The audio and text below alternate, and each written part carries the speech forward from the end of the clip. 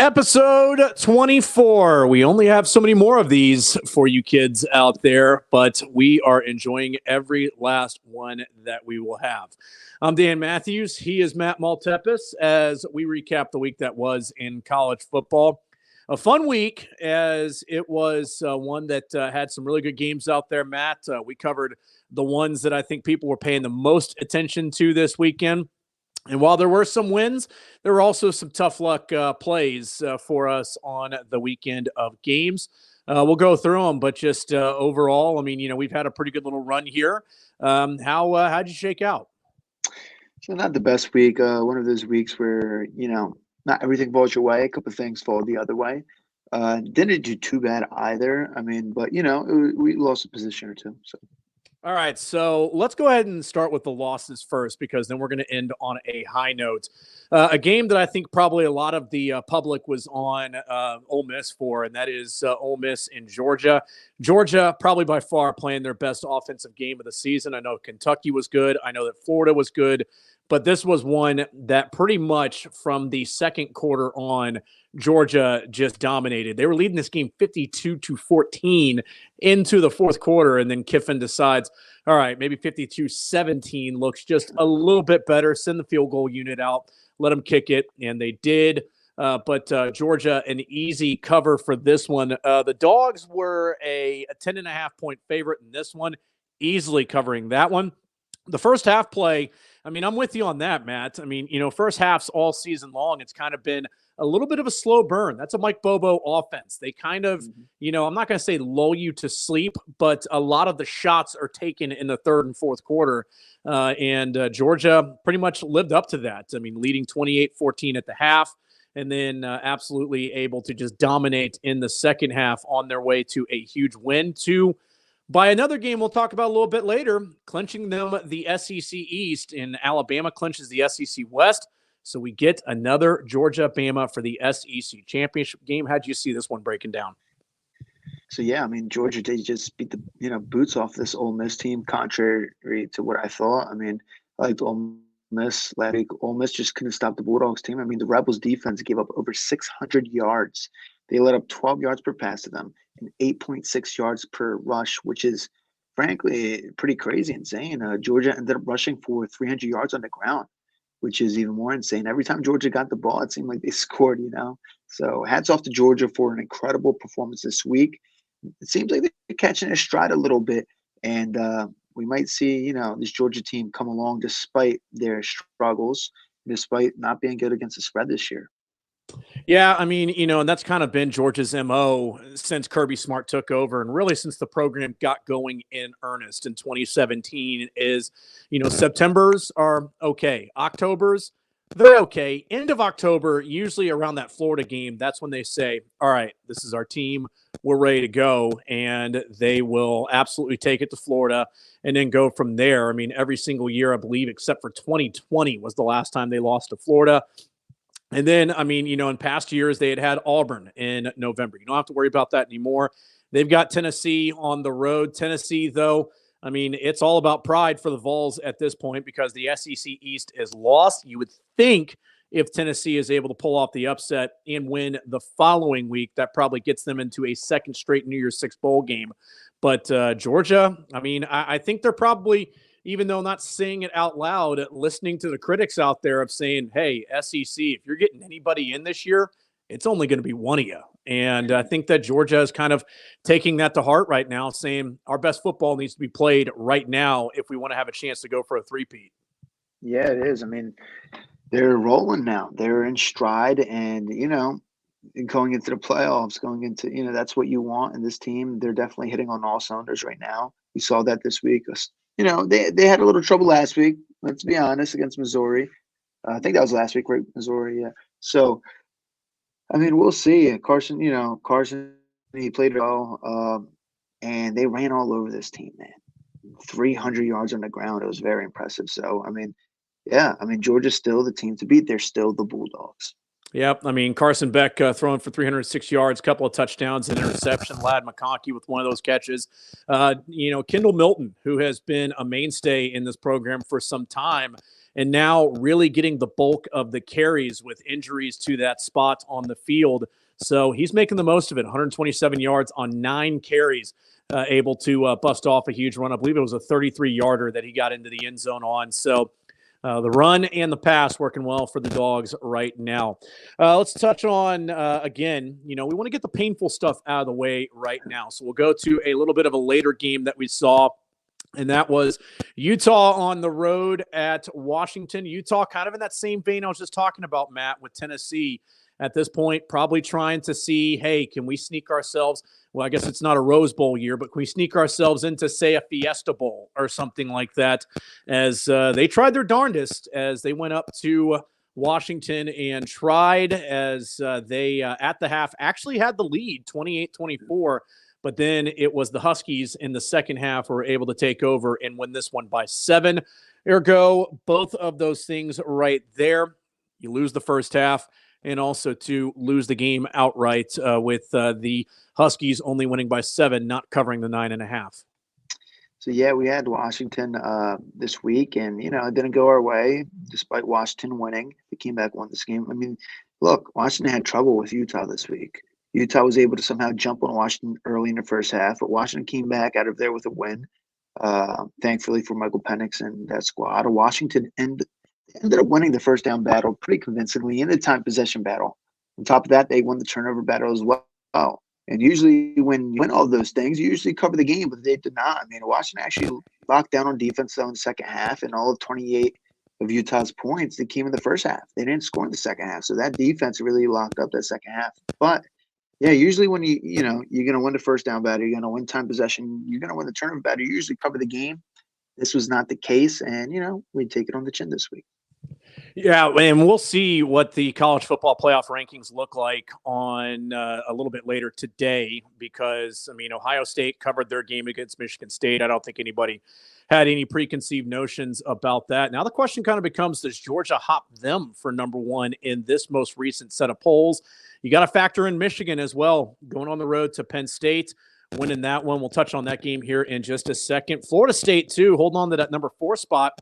They had to kind of sweat it out against Miami in this one. The controversial, was it a safety? Was it not in that game as well? And, you've still got a couple of other teams that are lurking in the background there. You look at Oregon as a possibility as the Ducks able to sweat it out and beat USC 36-27. Texas is there as well.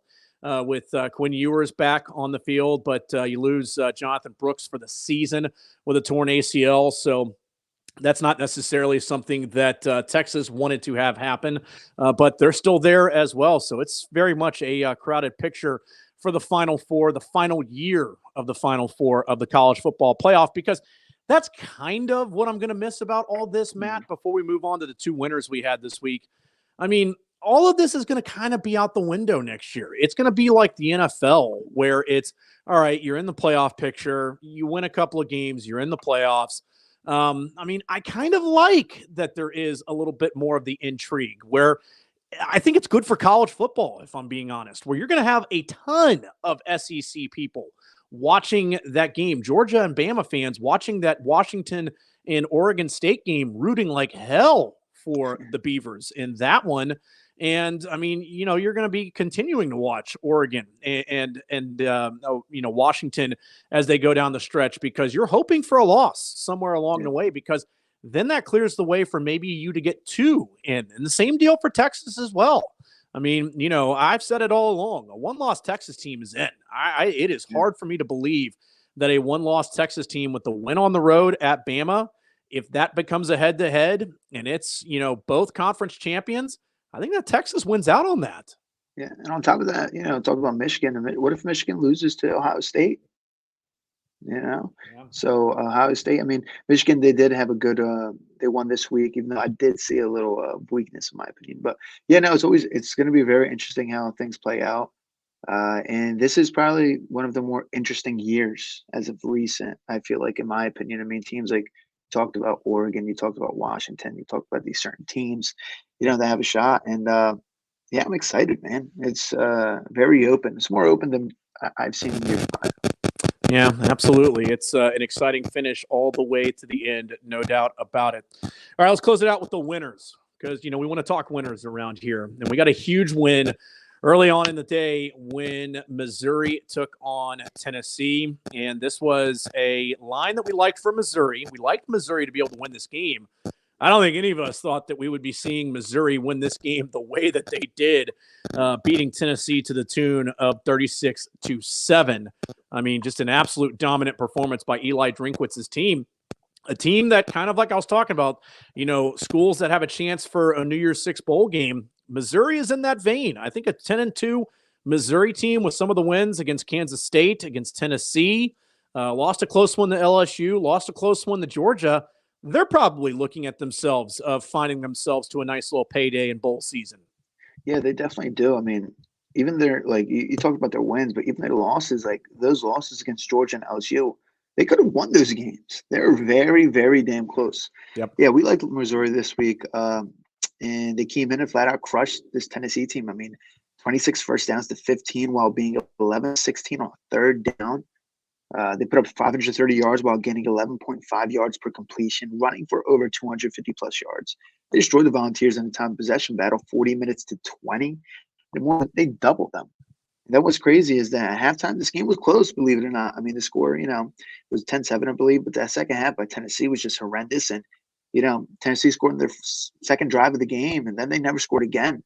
Despite the turnovers by Tennessee, I mean, Missouri still, regardless, they just flat out won this game, and they won that second half, and they just outclassed this Tennessee team. Yeah, it was a rough one for Tennessee, no doubt about it. I mean, you lose a lot of good players from last year's team, but I mean, you had people talking about Joe Milton, possibly a Heisman candidate, and he's had a good season. I mean, I don't think this takes away from that whatsoever, but definitely a little bit of a tougher hill for the Vols to try to climb up on. Let's close it out with the game that was the game of the weekend. I mean, we've got a crying acting head coach on the field. We've got Blake Corum that looks like he had a chunk of his nose taken out, with his face mask, I guess, rubbing against him on some hits. But this was an over-under in this game of 45. You like the under. You cashed that ticket because it is a Michigan 24-15 final. 39 is not at or over 45. So that, sir, is an under. Yeah, we bet the under 45 here. Loved it. It was actually probably my favorite move of the week. I mean, this game did go under, as you said, 24-15, score 39. But look at both defenses. They played extremely well as expected. Neither team accumulated over 300 yards.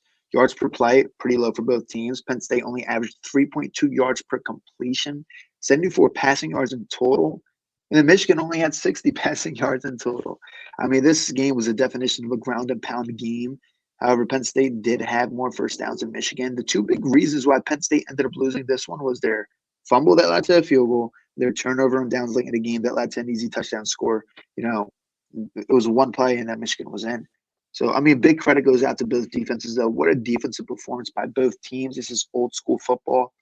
And but in my opinion, Michigan, however, did show some weakness.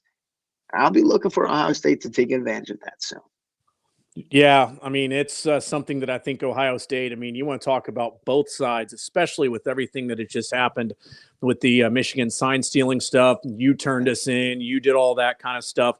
I mean, I thought about that legitimately. I'm not just kidding. I woke up this morning and I thought about what will that handshake look like between Ryan Day, if indeed it is Jim Harbaugh on the field, or maybe if it's Sharon Moore saying something to him. If Harbaugh can't make this game and playing, I mean, I almost want to see if there is a Vegas prop on over-unders on brawls in this game, because we've seen it in years past in the game, Michigan and Ohio State. But I mean, I think there's going to be at least one in pregame warmups.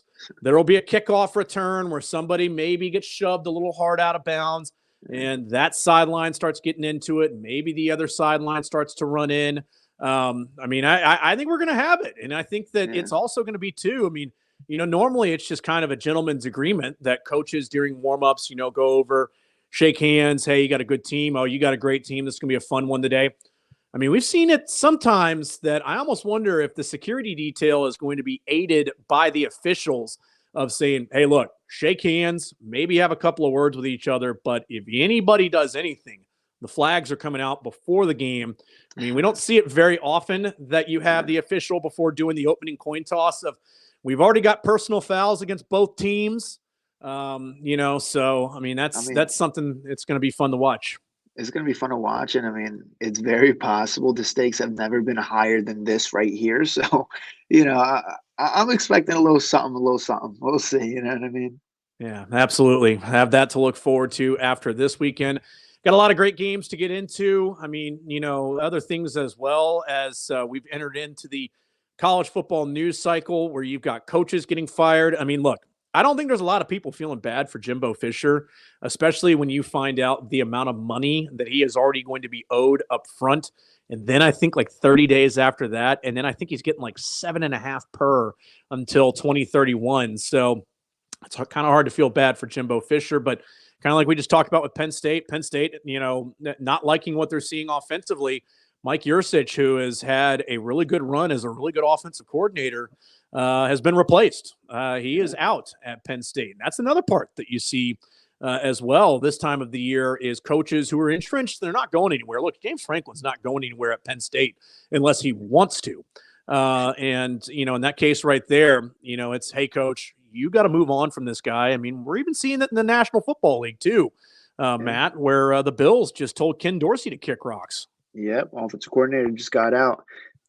Sometimes someone has to be the scapegoat, and sometimes it's going to be you. So, that happened to Dorsey this week.